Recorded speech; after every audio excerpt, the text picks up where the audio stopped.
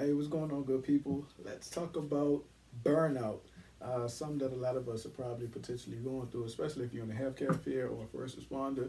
It is prevalent that you take care of yourself, especially during this time of COVID and stress and so many other misfortunates. So we're gonna talk about burnout.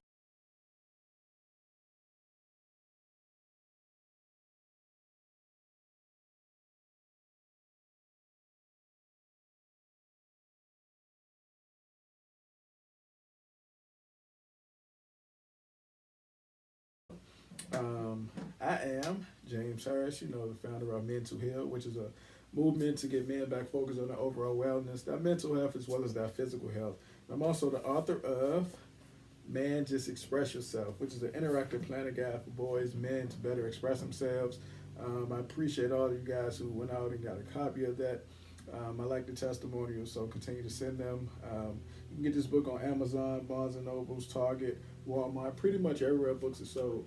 Um, and I definitely appreciate you guys for tuning in. Week after week on each video, commenting, sharing, sending your questions in and requesting different stuff. It keep me on my toes. It allow me to assist you guys moving forward in all of your endeavors. And I'm glad to know and see that you guys are benefiting from the content that I'm putting out. So please like, share, subscribe because somebody else can benefit from this as well. And without further ado, we got a question. If you got questions, continue to send them in, and I'll continue to answer them the best I can, or refer you to a resource or a link that can assist you with those questions. So this question is, do you have any advice on how to inform my teenage son about the stress of an athlete? I'm happy he's active, but it consumes him. Um, that's a tough one to be honest with you because, like you mentioned, you're happy that he's active, but you're also, I guess, concerned because the different stresses involved. It's possible that you can continue to talk to him and encourage him to look at other avenues and outlets in regards to sports. But what's benefiting to you that I should inform you of is I do have a professional athlete, which is the next video. So tune in next Tuesday. That session is athletes and mental health, and it's a NBA player. So I was fortunate enough to do that interview. So hopefully the tools that he will express will allow you to share with your son, and then hopefully he can see both sides of it. By reading your question, I'm guessing that you're talking about that's all he do or that's all he focuses on. So hopefully you'll learn something. You guys can benefit from the video. But what you can do in the meantime is just ask him, do he have any other interests? Help him find another hobby. Just give him different suggestions on different outlets that potentially may be available, um, and hopefully that help you. So burnout, what is it? Burnout is a type of work-related stress. It attacks the state of your physical and emotional exhaustion that have you involved in in the sense of reducing your accomplishment, the loss of your personal identity. It's tough out here, especially for my first responders, like I alluded to. And that's not just limited to the police officers and nurses. I'm talking about mental health professionals. I'm talking about just civil service and the people who are also in the human services field because it is tough out here just dealing with different personalities, different stresses from management and stuff like that. Um, and just seeing in different groups that I'm in, a lot of my colleagues are talking about, taking a step back from the field and finding something else to do. So burnout is a total lack of a loss of motivation and energy with no signs of relief. So hopefully you guys can find that relief soon and get back to that passion that drove you to these fields. Again, whether that's mental health or policing or military or nursing, the hospitals are overwhelmed right now. So hopefully you guys find that passion and that relief within yourself and within the job system to get that passion back and get back going. Um, so it also refers to the extreme dealt of like having healthcare professionals, again, the police officers, firefighters, and those that deal with trauma services in the workplace feel like just depleted, day to day. Also, listen, it's three types of burnout. So let me assist you in specifying it, and hopefully you can, identify where you are and make subtle changes. Not only that it benefit you, but will also benefit your family. So you got individual burnout, which is excessive negative self-talk. Just beating yourself up, trying to be a perfectionist. When you place these extreme high standards on yourself, like nothing you can do is pretty much good enough. So that's in your personal take on yourself. You got to stop that. Like you're doing an excellent job. You're supposed to be where you are. You're making strides in your career. You're making strides in your home life and stuff like that. So don't add to the detriment of like negative self-talk. That self-doubt is a monster. So stay away from that. Then you got the interpersonal burnout. And that's pretty much difficulty within relationship with others, whether that's work or that's home. Just being aggressive, unwelcoming boss, like your coworkers give you poor attitude. It's difficult for you to have a positive work-life balance within that relationship because you're so overwhelmed and consumed by work, and it seems as if your partner or your teammates or your colleagues aren't pulling out end of the deal or end of the bargain on those tasks that you guys have at work. So the interpersonal burnout. And then you got that organizational burnout, which is pretty much poor organization, extreme demands, and unrealistic deadlines that can make you feel like you're missing your mark or you're not performing as well as you can within your job setting. Like I know I've seen a lot of therapists deal with this. Like, how do I deal with a client that's resistant or my client is not talking? I must not be doing something right. No, it could be the process. Just allow that process to open up. Don't run away from the field or beat yourself up due to organizational burnout. The same thing with my nurses. I'm sure they see patient after patient after patient due to the situation where we are now with COVID and stuff like that. So stay in the field. We need you. We definitely need you guys to continue to assist and grow in the field. But I also need you to be healthy and whole within yourself so you can better treat people. From an overall standpoint, and there's different ways that you can combat burnout. Understand the factors that contribute to it, whether that's the people within your workplace setting or the people that's in your home situation. Develop some personal traits that can push you over the edge, or stay away from those personal traits that can push you over the edge, rather. Without addressing each of these factors, you'll always be at risk for burnout. So definitely get your plan together. Try to figure out, again, the root of those things. Like, oh man, I need a new team, or I need to just work solo, or I need to just have some boundaries and tell my boss that I'm overwhelmed and I can't take on this additional task. That'll help as well. There's such a stigma around burnout syndrome that makes people feel like, they're the cause of it because that workload. They don't want to be perceived as weak or can't handle certain tasks or the stresses of the job. Think about police officers. Like if they say, hey, I don't want to work in a certain area because you got to work, you exhausted. It's going to be a high risk situation within that area. You don't want to be perceived as weak or soft or incompetent, can't perform your tasks, but also you don't want to be so drained and go into this area where you're making a mistake or you can't perform your tasks just based on your feelings. So definitely don't be afraid to talk up and speak up on needing a break. Like the world or society, Western society, pretty much glorify constantly the ability to work. And that was something that I had to reduce myself in because I was so go, and not getting enough rest. And I won't at risk for burnout because I love the field, I love the passion, I like being an entrepreneur, I like helping people. So I was pretty much safe on that end. But I did have to step back and just analyze where I am. No one can run on empty forever. You definitely got to figure that out. So instead of ignoring the stressors that are sucking you and draining you of your passion and taking your motivation out of your workday, pay close attention to those different feelings. You don't want to be chronically fatigued, have physical or emotional exhaustion, because burnout can look very similar to depression. And what I mean by that, they share some of the same symptoms. Do you wake up tired even though you went to bed early last night? Are you moving slowly than you used to do? Taking longer to get ready because you're dreading going to work in the morning. Like it's so many means and people saying, oh man, it's Monday already. That can be a sign of it. That your workplace is going to be stressful. That your boss is going to annoy you. You got that coworker that's going to ask you 100 different things even though they was in the same meeting. So pay attention to those things. Do you have small tasks and they feel like they take more energy than you can afford to give? Like, that's important. Are you dreading, just different titles and just not looking forward to today or tomorrow activity that you have? Mental exhaustion can manifest itself like in physical ways with the increase of vulnerability to the cold, flu, sickness, nausea, headache. It can also affect your central nervous system to where you shaking.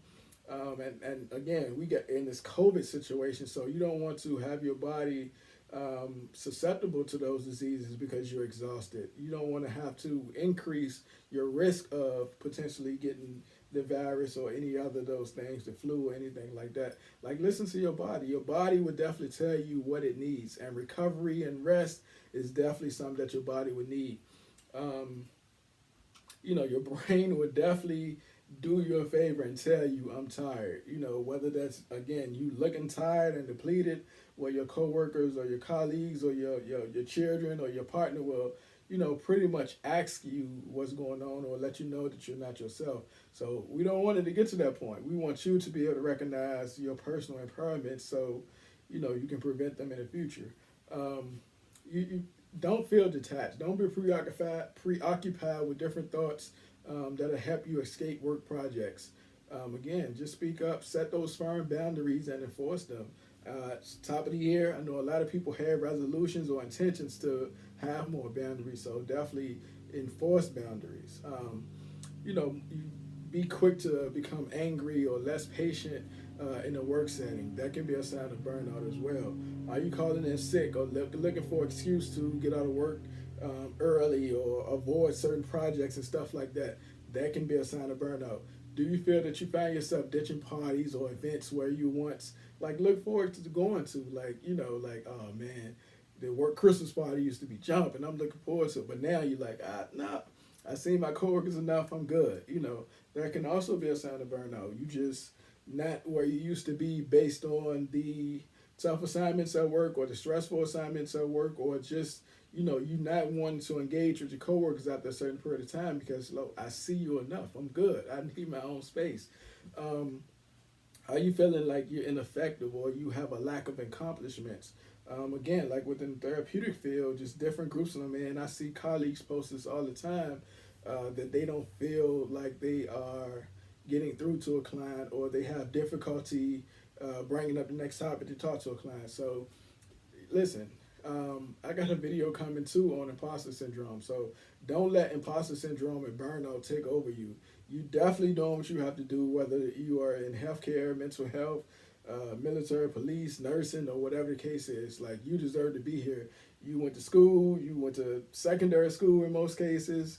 You got certifications, you done did case studies, you done did internships and practicums and stuff like that. So don't let your mind tell you that you don't deserve to be here. Don't let that burnout overwhelm you, or don't let that imposter syndrome take advantage of you in your vulnerability and you feeling the way you feel. Sometimes it is a lack of accomplishment to make you feel ineffective at work, but ignore that. Once you have burnout reaches to a certain level, it can affect the way you work and how you perceive your own value, which is, again, to your own detriment because you are effective. You are doing a good job.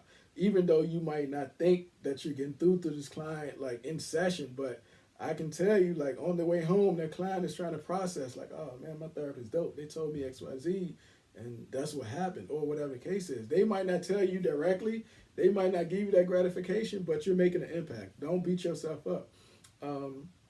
You might start feeling like, apathetic or ineffective, and continue to ask yourself, why? Like, what's the point? Like, why am I even in this field? I'm not helping nobody. You are. You're making a difference. By you just being in the field, you're making a difference because you got that passion, you got that motivation, you got that drive that's needed to assist somebody in changing their behaviors.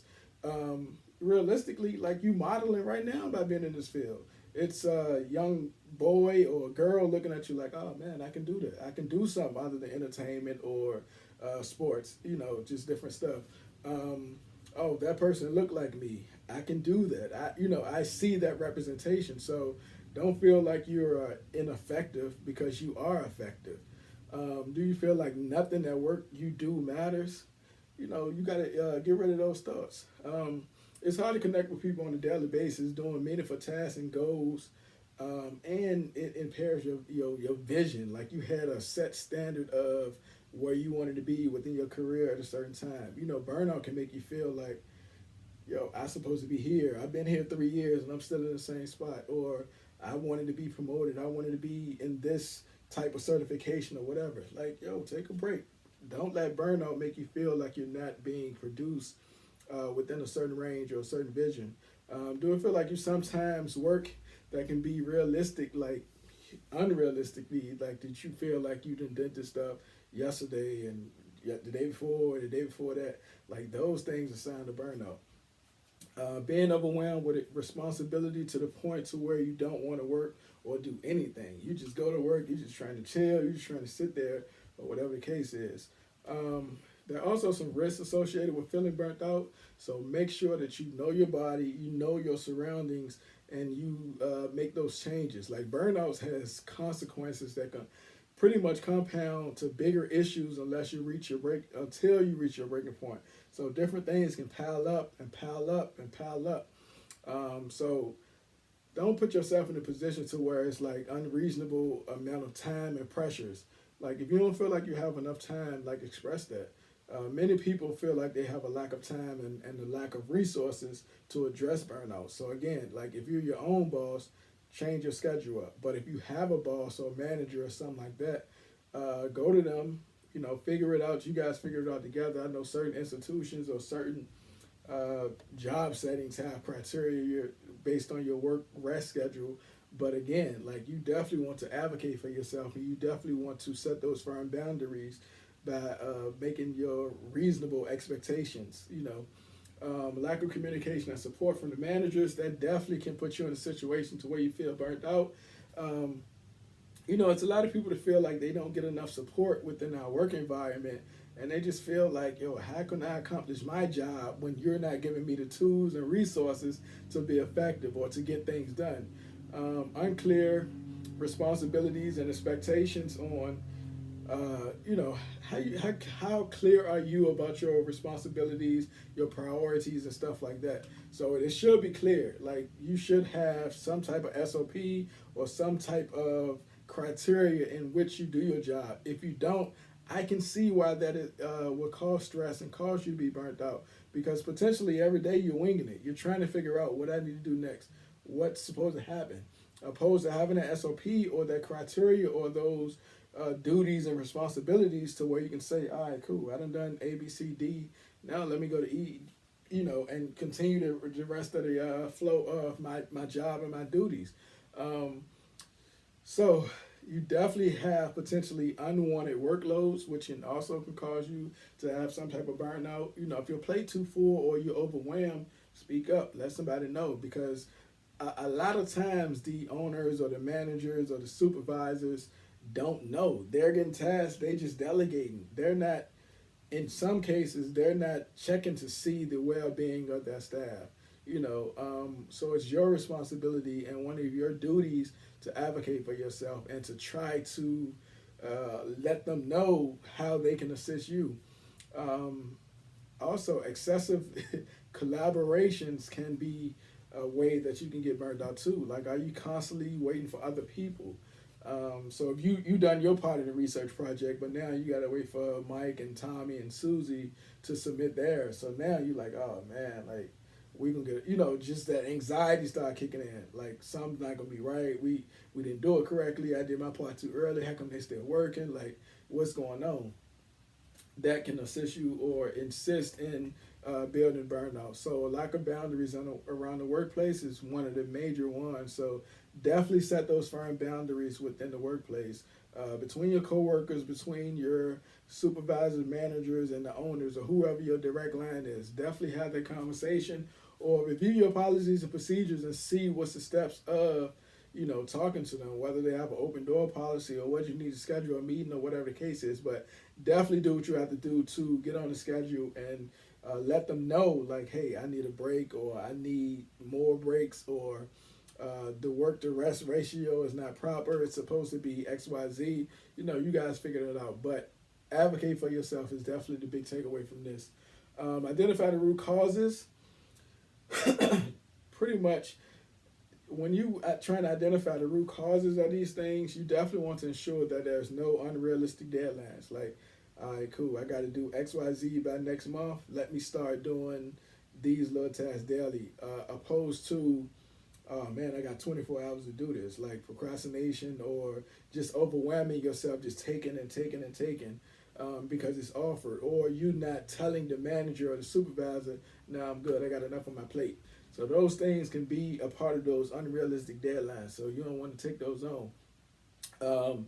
Frequently scheduling conflicts or interruptions, like your calendar is constantly full where you're going meeting to meeting to meeting to meeting. That can be stressful. That can be overwhelming because you know, if you in the mental health field, you can be dealing with trauma or stress and stuff like that. And now you're going back to another meeting to discuss trauma, stress, and stuff like that. Or if you're a nurse or a police officer, your schedule is pretty much the same thing. You're going to call and call and call. Those things can be overwhelming. Unpredictable schedules don't allow you to plan or make proper rest. So you definitely have to do those things. And it definitely will assist you in dealing with like centering yourself too, because if you can say, nah, I can't schedule none there because this is my time to meditate, or this is my time to play with my daughter, or this is my time to watch Netflix or eat ice cream or whatever. So be cognizant of that. You know, so those things are definitely important. So revisit your priorities. Set realistic timelines for yourself. If it's something that you can actually do, like ask yourself that, like, can I squeeze this in, or do I need to wait? Does this need to take a backseat to something that I already got? You know, be realistic about your timeline. Ask yourself, is this still valid? Do I need to do this thing right now? Like, is this the right task for me to be doing or working on or giving my time to? I can be doing something else, or I can be doing nothing. Rest is definitely important. So is this still valid? Is this something that I need to do? So ask yourself that.